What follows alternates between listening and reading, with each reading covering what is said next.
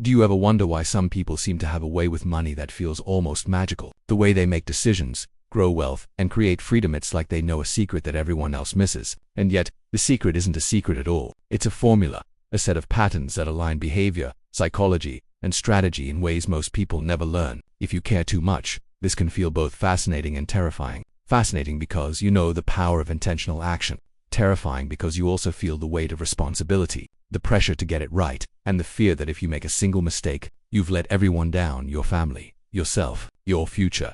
The first layer of the formula is perspective. The rich understand money not as a finite resource, but as a dynamic tool. Behavioral science calls this the difference between a scarcity mindset and an abundance mindset. People who overcare often struggle with scarcity thinking.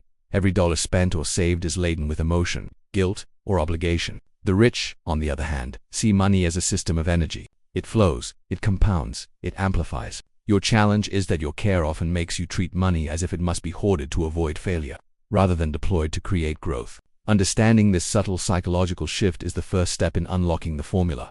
The second element is allocation. There's an almost imperceptible rhythm to how wealth grows, a rhythm that the overcaring mind can find uncomfortable. The rich follow rules. Pay yourself first. Invest in assets that produce. Diversify. And avoid consumption traps disguised as opportunity. Neuroscience explains why this is difficult for someone who cares too much. The limbic system lights up whenever you consider letting go of money that could help someone or prevent a risk. Each allocation feels like a choice between duty and desire. Yet, paradoxically, disciplined allocation enables you to care more effectively. By growing your resources, you expand the canvas on which your care can operate. You can help more, provide more security, and still honor your own needs.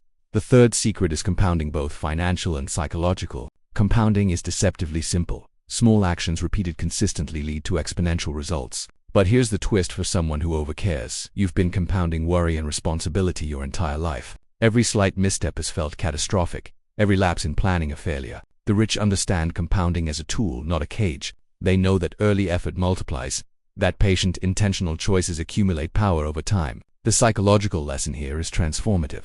When your care is directed thoughtfully, it compounds just like your investments. Consistency beats intensity, intention beats panic, and long-term growth outpaces short-term sacrifice. There is also a subtle behavioral insight that underpins this formula: risk perception. People who overcare often overestimate threats and underestimate opportunity. Behavioral economics shows that the human brain reacts more strongly to loss than to gain. Every dollar at risk feels more real than the potential of gain. The rich, however, calibrate risk differently. They don't disregard it, they analyze it, contextualize it, and make decisions with emotional and intellectual equilibrium. They understand that calculated exposure is essential for growth, and that avoiding risk entirely often ensures stagnation. For someone who cares too much, embracing this truth is as much about courage as it is about math. And yet, there's a shadow. The very awareness of a formula can trigger You might feel that knowing the steps requires perfection, that one miscalculation will unravel the entire system. This is the tension of care. The drive to protect, anticipate, and provide can become a chain rather than a tool. The cinematic truth is that the money formula only works when you pair it with self.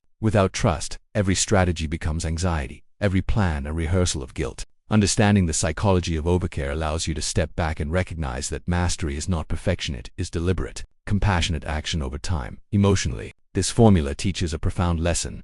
Wealth is not about accumulation alone. It is about the liberation to act with intentional care. When deployed wisely, money amplifies your ability to protect, provide, and influence. It becomes a vehicle for meaningful action rather than a source of constant stress. For people who care too much, this is revolutionary. The first time you see intentional allocation and compounding produce tangible results, it is not just financial, it is psychological validation. It is proof that you can direct your care without being consumed by it, that your empathy and your discipline can coexist, that your long-term vision can outweigh the immediacy of compulsion. The cinematic moment of this realization is quiet. It's in the pause when you choose to invest rather than spend, when you recognize that a calculated risk aligns with your values, when you witness your small, disciplined actions begin to multiply over time. It is in that subtle recognition that the formula is not just math, it is a map for living intentionally, a guide to aligning care with freedom, empathy with strategy. This is the invisible elegance of wealth. The patterns you follow not only grow money, but shape the person you become and the lives you touch.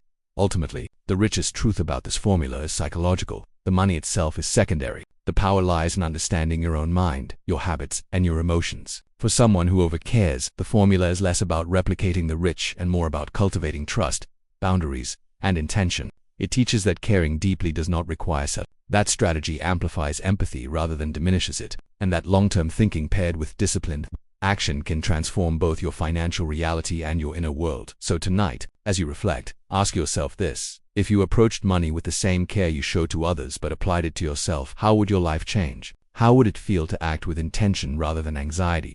To plan for growth rather than reaction? To trust that your care can coexist with freedom? The truth is subtle, profound, and transformative.